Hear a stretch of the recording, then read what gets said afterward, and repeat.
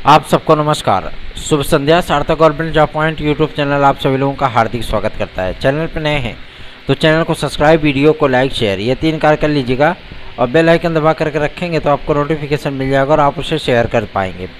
याद रखें, सार्थक government job point YouTube channel हमेशा ही आप सभी लोगों को सत्य, महत्वपूर्ण और आपकी समस्याओं के निराकरण हेतु जितने भी प्रयास हमसे बन पड़ते हैं वो प्रयास सभी किए जाते हैं और अधिकतर चीज़ों में हम सभी लोगों को सफलता भी हाथ लगती है।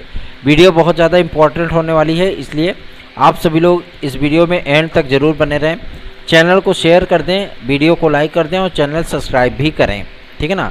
अधिक से अधिक लोगों, जितना अधिक लोगों को जोड़ेंगे उतना ही आप सभी लोगों का भी पक्ष मजबूत होगा।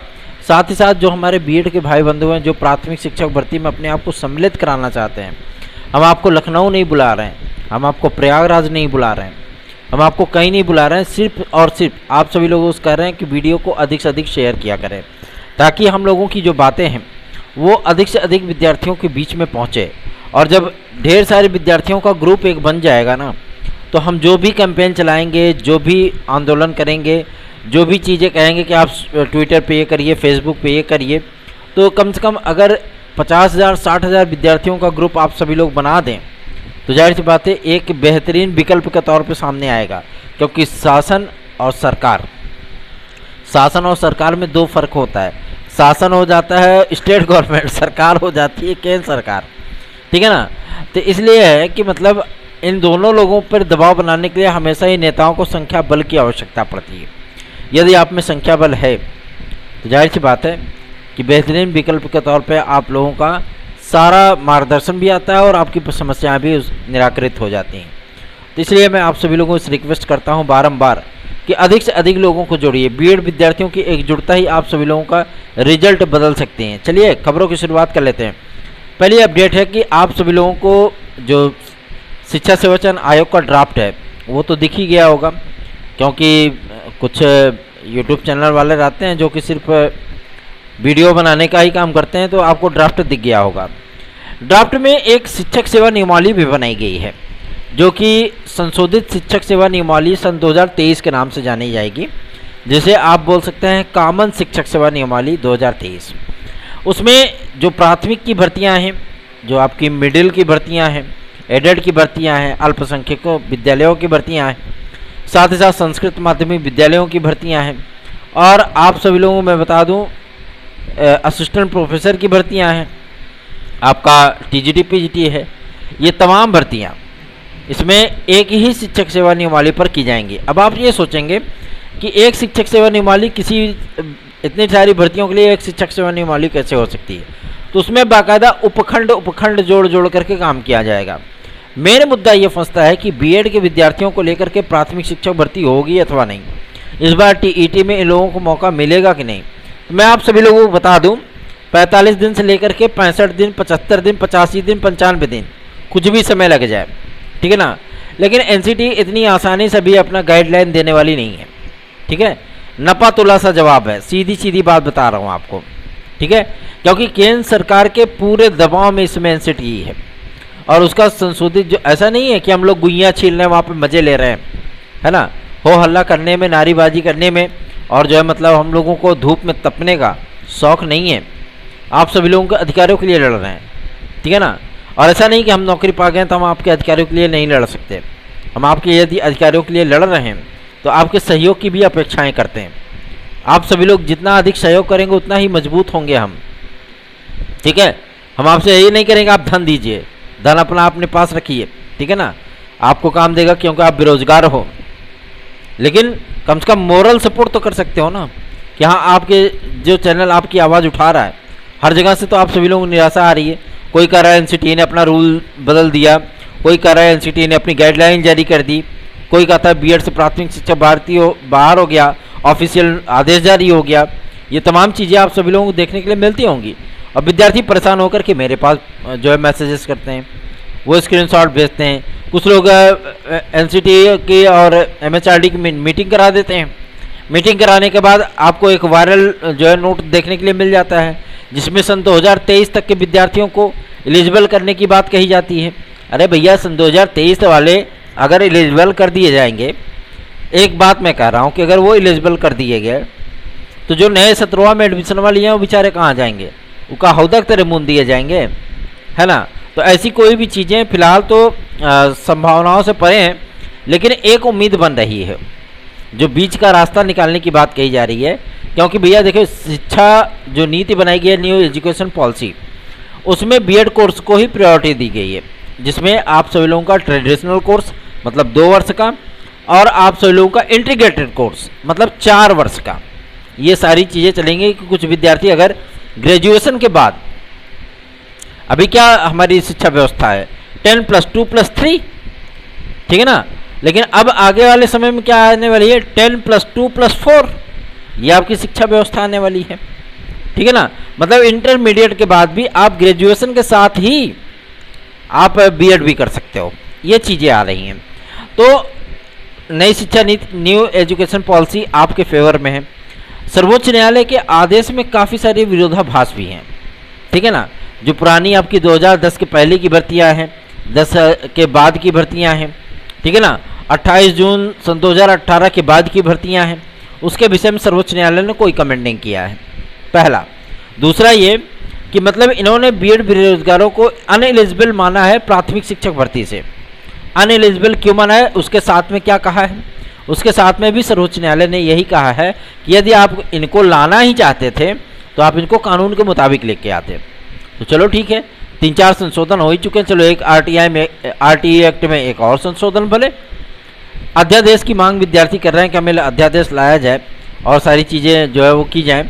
तो पहले इसमें संशोधन हो रहा है, उसका मसौदा तैयार हो रहा है और सूचना प्राप्त हुई है कि 30 तारीख तक इसका मसौदा तैयार भी हो जाएगा, ठीक है ना। मतलब 30 अगस्त तक एमएचआरडी मिनिस्ट्री आरटीई एक्ट के संशोधन का मसौदा पूरे तरीके से तैयार करके प्रधानमंत्री कार्यालय को प्रेषित कर देगी, पहला। दूसरा ये कि 31 अगस्त तक आप सभी लोगों का जो ये कोर्स बन रहा है ना ब्रिज कोर्स का, उसका जो सिलेबस है वो एनसीटीए तैयार करके प्रधानमंत्री कार्यालय को प्रेषित कर देगी, ठीक है। उसके बाद एक विस्तृत मीटिंग होगी पीएमओ कार्यालय की, मतलब पीएम लेंगे, उसमें एमएचआरडी मिनिस्ट्री और एनसीटीई के साथ साथ यूजीसी भी सम्मिलित होगा, ठीक है। अब विद्यार्थियों के मन में एक आशंका उत्पन्न हो जाती है कि भैया 50% वाला मामला, तो देखिए ये 50% वाला जो दिक्कत है ना, मैं आप लोगों को बताना चाहता हूँ, ये 50% वाला मामला केवल ग्रेजुएशन में है, ठीक है ना। ग्रेजुएशन के लिए कि एनसीटीई ने इस बात को कहा है कि 50% अंकों के साथ यदि किसी ने डीएलएड बीटीसी या बीएड किया हुआ है तो प्राथमिक भर्ती के लिए एलिजिबल हो सकता है। अब बीएड पे क्वेश्चन मार्क लग गया सर्वोच्च न्यायालय के माध्यम से, तो 50% वाला जो तमगा है ना वो एनसीटीई का दिया हुआ है, ठीक है। और ये 50% अधिकतर राज्यों ने फॉलोअप करना भी शुरू कर दिया है, ठीक है ना। अधिकतर राज्यों ने, अभी तक उत्तर प्रदेश में आप लोग पीजीटी में देखते थे परास्नातक ही मांगता था, लेकिन अब चलिए ठीक है उसमें बीएड अनिवार्य कर रहे हैं, ठीक है ना। और साथ ही साथ अगर आप लोग एलटी ग्रेड की बात करें तो एलटी ग्रेड में विद्यार्थी परेशान है कि भैया कहीं ऐसा तो नहीं कि ग्रेजुएशन में 50% मांग लेगा।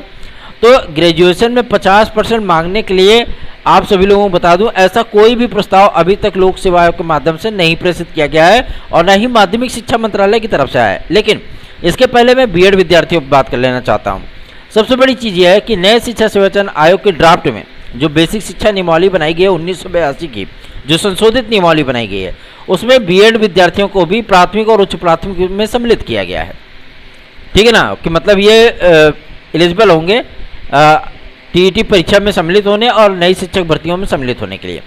अब मन बन रहा है कि इनका 80,000 पदों का विज्ञापन दें, लेकिन इसके लिए भी सर्वोच्च न्यायालय के आदेश के आने के बाद मुख्यमंत्री योगी आदित्यनाथ जी महाराज जी ने स्वयं प्रधानमंत्री को एक पत्र लिखा था बीएड विद्यार्थियों की समस्याओं को लेकर के, ठीक है, कि हम प्राथमिक में बीएड को रखना चाहते हैं, ठीक।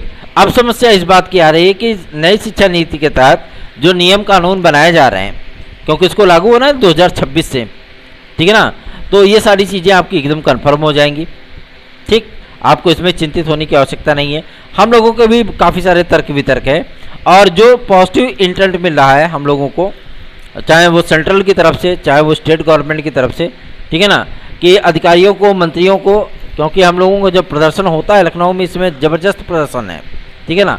और सबसे बड़ी चीज़ ये है कि नेशनल मीडिया में भी और साथ ही साथ विपक्षी लीडरों को भी, कांग्रेस के पास हम लोग नहीं जाते हैं, हम लोग जो है सत्ता पक्ष और अन्य पार्टियों के लोगों से हम लोग जुड़ाव रखते हैं, लेकिन कांग्रेस के पास इसलिए नहीं जाते हैं कहें कि सारा गुड़ गोबर कांग्रेस से किया हुआ है ना। लेकिन आप सभी लोगों में ये बता देना चाहता हूँ कि बहुत से विद्यार्थी जो डीएलएड और बीटीसी वाले विद्यार्थी भी हैं, वो बिहार शिक्षक भर्ती की परीक्षाओं को छोड़ रहे हैं, क्योंकि इतने इंटीरियर एरिया में उनका सेंटर बना दिया जाएगा और काफ़ी सारी उनको समस्याएं हो रही हैं। लेकिन मुद्दा है बीएड विद्यार्थियों को बाहर करने। देखिए, उत्तर प्रदेश में गवर्नमेंट को भी समवर्ती सूची का आश्रय लेकर के गवर्नमेंट सेंट्रल का एक कानून लागू करेगी, टीईटी और सीटेट दोनों को मतलब वो वैलिड करती है, ठीक है ना। लेकिन यहाँ पे एक स्पेशल आदेश के लिए ही तो पत्र लिखा गया है, क्योंकि विशिष्ट बीटीसी सन 2009 में समाप्त हो गई थी, लेकिन स्पेशल परमिशन के तहत फिर से सन 2010 में विशिष्ट बीटीसी आई थी, ठीक है ना। एक बार मायावती जी ने किया था इस पर, आप सभी लोगों को याद होगा। विशिष्ट बीटीसी की 30,000 पदों की वैकेंसी आई थी, जिसमें बीएड विद्यार्थियों को सम्मिलित किया गया था, ठीक है ना। उसी के आधार पर विशिष्ट बीटीसी यानी प्रशिक्षु शिक्षक इसका नाम होता है ना। तो ये आप सभी लोगों को एक बार फिर से देखने के लिए मिलने वाला है, ठीक। और ये स्पेशल आदेश मिलेगा और 100% मैं आप लोगों को बता रहा हूँ, जो प्राथमिक शिक्षक भर्ती उत्तर प्रदेश में आने वाली है ना, वो अभी तो फिलहाल आएगी नहीं। यूपी टीईटी का विज्ञापन भी आप सभी लोगों का अक्टूबर तक गया, ठीक है ना। सितंबर में इसके आने की संभावना नहीं है, लेकिन संशोधित ड्राफ्ट जो शिक्षा सेवाचयन आयोग का आया है, मैं बीएड विद्यार्थियों को एक बार फिर से बोल देना चाहता हूँ, अगर आप लोग चाहते हैं कि हमारी लड़ाई सफल हो तो अधिक से अधिक विद्यार्थियों को जोड़िए, ठीक है ना। बीएड की कॉम्बिंग करिए, ग्रुप बनाइए और उस ग्रुप में चैनल की वीडियोस को डालिए, ठीक है ना। क्योंकि आपके अधिकारों की लड़ाई हम लड़ रहे हैं, हमारा इस लड़ाई से कोई औचित्य नहीं है, क्योंकि हमें इससे कोई लाभ नहीं है, ठीक है ना। लेकिन फिर भी आप सभी लोग परेशान हो, इसलिए हम लोग उसकी लड़ाई लड़ रहे हैं, ठीक है ना। और बात करते हैं ड्राफ्ट की, तो आप लोगों ने ड्राफ्ट देखा होगा, क्योंकि इसमें पहले राजकीय विद्यालयों को भी सम्मिलित किया गया था, लेकिन बाद में हम लोगों ने बहुत रिक्वेस्ट किया और ज्ञापन आज दिए, प्रशासन से मिला, हम लोग मुलाकात किए हैं, उसके बाद राजकीय विद्यालयों को इससे हटाया गया, ठीक। ये तो कन्फर्म हो गया, चलो लोक सेवा आयोग आपका हम विज्ञापन जारी करेगा। लेकिन लोक सेवा आयोग ने भी जो मतलब जिसका कॉम्बिनेशन नहीं बन पा रहा है बीएड में, जो बीटेक वाले विद्यार्थी उनका कॉम्बिनेशन कहाँ बनता है, लगभग इनकी संख्या 4,30,000 है। ऐसे विद्यार्थियों को सम्मिलित करने के लिए और नॉन बीएड विद्यार्थियों के लिए जो लोक सेवा आयोग ने शासन को पत्र लिखा था, ठीक है ना, उसमें इस बात को क्लियर एकदम मेंशन किया गया था कि विषय कॉम्बिनेशन इन विद्यार्थियों के लिए शिथिल कर दिए जाएं, ठीक है ना। और जो विद्यार्थी जिस विषय से बीएड किया हुआ है, स्नातक ना देखा जाए, जो विद्यार्थी जिस विषय से बीएड किया हुआ है उसी विषय के आधार पर उसको जो है एलटी ग्रेड में संबंधित विषय में सम्मिलित होने का अवसर प्रदान कर दिया जाए। इससे क्या होगा कि जो विद्यार्थी जिसका कॉम्बिनेशन नहीं बन पा रहा है, वो विद्यार्थी आराम से आवेदन भी कर लेगा और सम्मिलित भी हो जाएगा, ठीक। तो इसमें आपको चिंतित होने की बिल्कुल भी आवश्यकता नहीं है, निश्चिंत बेफिक्र होकर के आप सभी लोग अपनी तैयारियां शुरू कर देते हैं। दूसरा ये कि जो विद्यार्थी परेशान है कि ग्रेजुएशन में 50% हो जाएगा, तो देखिए अभी ग्रेजुएशन के 50% का जो मामला है ना भैया, ये अभी तक क्लियर नहीं हुआ है, ठीक है। जब तक कि ऑफिशियल तरीके से हमको कोई सूचना नहीं मिल जाएगी, तब तक हम कैसे बता पाएंगे क्या चीज़ें हैं, कैसे हैं, ठीक। तो अभी आप सभी लोग जो मतलब 50% वाले हमारे भाई बहन हैं, वो विद्यार्थी अभी बिल्कुल भी जो है मतलब परेशान ना हो, कि ऐसा भी नहीं है कि मतलब आप सभी लोगों को 50% का सामना करना पड़ेगा। पोस्ट ग्रेजुएशन वाले विद्यार्थी जो जीआरसी लेक्चरर में अप्लाई करेंगे, उन विद्यार्थियों के लिए तो 50% वाला मुद्दा जो है फाइनल हो चुका है, ठीक है ना। और जब ये संशोधित ड्राफ्ट वाला मामला आया था, तभी ये मामला हम लोगों ने दिया था और शासन ने स्पष्ट कर दिया था कि पोस्ट ग्रेजुएशन प्लस बीएड यही रखा जाएगा योग्यता, ठीक है ना। और लेकिन स्नातक की में जो 50% वाला जो मतलब तमगा लगाया गया है, ये लगाया गया है एनसीटी की तरफ से, ठीक है ना। तो इसलिए सारी चीज़ें जो है वो डिक्लेयर की जा रही हैं और 50% वाली जो बाध्यता है वो विद्यार्थियों के लिए लागू की जा रही है। फिलहाल उत्तर प्रदेश में ये लागू होगा कि नहीं होगा, इसको तो मतलब शिक्षा निदेशालय से क्लियर किया जाएगा या लोक सेवा आयोग से क्लियर किया जाएगा कि उनके मंशा क्या है, किस तरीके से वो जो है मतलब उसको ट्रीट करेंगे, वो देखने वाली बात होगी। तब अभी आप थोड़ा सा आप लोग धैर्यपूर्वक जो है धैर्यतापूर्वक इंतजार करिए, बाकी सारी चीज़ें हम पे छोड़ दीजिए, हम लोग कार्य कर रहे हैं इसके लिए। आगे बढ़ते हैं, अब बात करेंगे आपके प्राथमिक शिक्षक भर्ती की और साथ ही साथ टीजीटी पीजीटी की। देखिए टीजीटी पीजीटी आप सभी लोगों को मैं बता दूं, अक्टूबर लास्ट में आप लोगों का ये पेपर होगा टीजीटी पीजीटी का। सबसे बड़ी चीज़ ये है कि आपके एलटी ग्रेड जेएससी प्रवक्ता का विज्ञापन कब आएगा। देखिए आयु वर्ग को लेकर के एक महत्वपूर्ण सूचना प्राप्त हो रही है, जो कि PCS, RO, APS, LT grade JSC प्रवक्ता इन सभी के लिए है, ठीक है ना।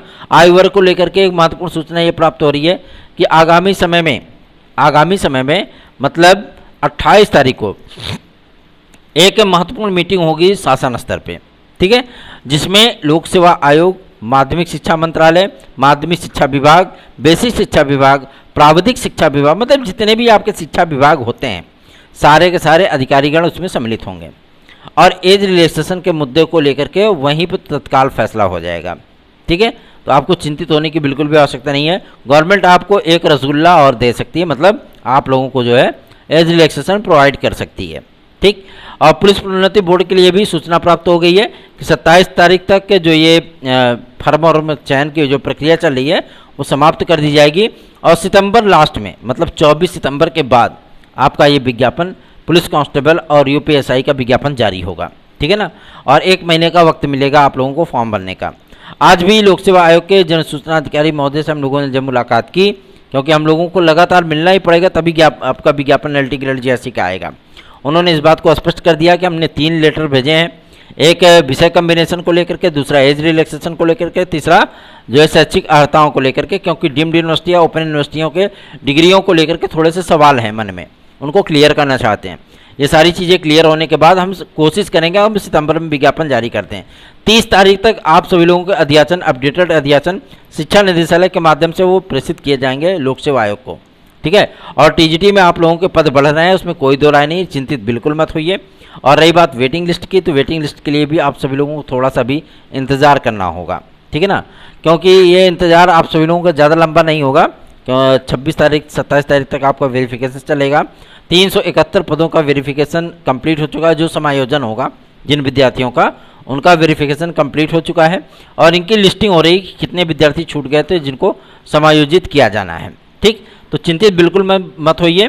और सबसे बड़ी चीज़ यह है कि आप लोगों को मैं बताना चाहता हूं कि जो बीएड के विद्यार्थियों को लेकर के हम लोगों ने किया है, वो जाहिर सी बात है एक बेहतरीन सा विकल्प सामने आ रहा है, क्योंकि आज सरकार के भी प्रतिनिधि आए और उन्होंने ठोस आश्वासन दिया है कि हम इसके लिए कुछ न कुछ जरूर कुछ अलग सा करेंगे, ठीक है ना, बीएड विद्यार्थियों के हित के लिए कुछ न कुछ करेंगे। तो आंदोलन फिर भी हमारे लोगों का कंटिन्यू है, क्योंकि हमारी जो मांगे हैं वो साफ साफ हैं कि हमें अध्यादेश चाहिए, पूर्ववत स्थितियां हमें बहाल चाहिए और किसी ने भी इस बारे में ये नहीं कहा है कि नहीं ये चीज़ें नहीं हो सकती। जो सूचना सेंट्रल गवर्नमेंट से भी प्राप्त हो रही है कि आप लोगों के लिए संशोधन आदि की प्रक्रिया चल रही है, इसका मसौदा 30 तारीख तक तैयार कर लिया जाएगा और उसके बाद आप लोगों को सितंबर लास्ट तक वो चीज़ें देखने के लिए मिलेंगी जिसका इंतजार आप सभी लोगों को है, मतलब एनसीटीई की गाइडलाइन, ठीक है ना। और इसमें बीएड विद्यार्थियों को सम्मिलित करते हुए तमाम उन चीज़ों पर जो है विचार किया जाएगा ताकि विद्यार्थियों को किसी भी प्रकार का कोई भी जो है दिक्कत का सामना ना करना पड़े। चैनल को अधिक से अधिक लोगों में शेयर करें, सब्सक्राइब कराएं चैनल को और वीडियो को लाइक जरूर किया करें। एक खास बात है हमारे शिक्षा शास्त्र और समाजशास्त्र वाले भाई बहनों के लिए, देखिए विषय कम्बिनेशन को लेकर के बहुत किचकिच होती है, ठीक है ना। मैं आप सभी लोगों को बताना चाहता हूँ, विषय कम्बिनेशन वाले जो हमारे भाई बंधु हैं एकदम क्लियर मैं बता देना चाहता हूँ कि आप लोगों के लिए लेटर भेजा गया है कि विषय कम्बिनेशन जिनका नहीं बन पा रहा है उनको उसी विषय में सम्मिलित किया जाए जिस विषय से उन्होंने बीएड कर रखा है, ठीक है ना, ये मायने रखता है। तो आप सभी लोगों को भी चिंतित होने की बिल्कुल भी आवश्यकता नहीं है। एलटी ग्रेड जेएससी प्रवक्ता के विज्ञापन के लिए हम लोगों ने जो प्रयास किया है वो प्रयास सफल होता हुआ दिख रहा है। अब तो चीज़ें भी एकदम क्लियर हो गई हैं, स्पष्ट हो गई हैं। लोक सेवा आयोग किसी प्रकार का कोई विवाद नहीं चाहता, कोई जो है वो खैर मकदम नहीं चाहता है, इसलिए चाहता है कि सारी चीज़ें वो क्लियर हो जाएं, क्योंकि अभी आप लोग एलिजिबल हो, योग्य हो, इसलिए आप लोग विज्ञापन के लिए जोर बांध रहे हो।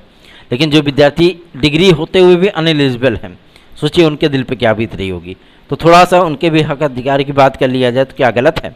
गलत बिल्कुल भी नहीं है। TET, CTET, super TET, TGT, PGT, LTGSC, UP constable, खंड शिक्षा अधिकारी, यूपी ट्रिपल एससी आदि की परीक्षाओं में यदि आपको सम्मिलित होना है, डीएसएसबी वगैरह में अगर आपको सफलता चाहिए तो आप सार्थक government job point YouTube channel का नोट्स 830 32 72 282 इस व्हाट्सएप नंबर पर बुक कर सकते हैं, प्राप्त कर सकते हैं। साथ ही साथ मैं आप सभी लोगों से कहना चाहता हूं, जो टीजीटी पीजीटी के हमारे विद्यार्थी हैं 2016-2021 के, देखिए कंपटीशन बहुत टफ है। टीजीटी पीजीटी 2016-2021 की वेटिंग लिस्ट में कंपटीशन बहुत ज़्यादा टफ है। हर विषय की मैं बात कर रहा हूँ, चाहे वो आरक्षित वर्ग हो, अनारक्षित वर्ग हो, है ना, दिव्यांग श्रेणी वर्ग हो, किसी भी वर्ग में आसानी से सीटें नहीं मिल रही हैं, ठीक है ना। तो अगर आप सभी लोग चाहते हैं कि आपका एक मजबूत पक्ष हो तो आप हमारी याचिका में आ सकते हो। अभी 2 दिन का समय है, ठीक है, क्योंकि 25 तारीख के बाद जब डेट लगेगी तो मैं किसी को भी सम्मिलित नहीं कर पाऊँगा।